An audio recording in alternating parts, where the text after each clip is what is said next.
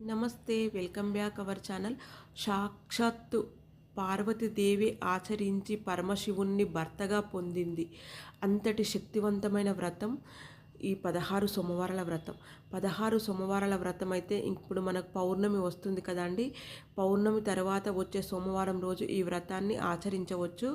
అయితే ఈ వ్రతాన్ని ఎప్పుడు ప్రారంభించాలి, ఏ నియమాలు పాటించాలి, ఈ వ్రతం చేసుకోవడం వల్ల మనకు ప్రయోజనాలు ఏంటి అని అన్ని విషయాలు ఒక వీడియో చేసి పెట్టాను.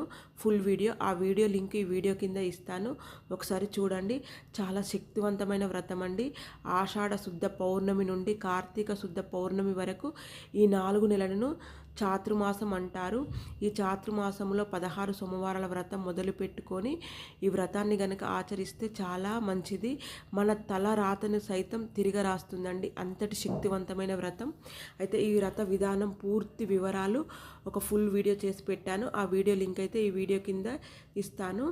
మనకిప్పుడు ఆషాఢ పౌర్ణమి 10వ తేదీన ఉంది కదా, నెక్స్ట్ 14వ తేదీన సోమవారం వస్తుంది.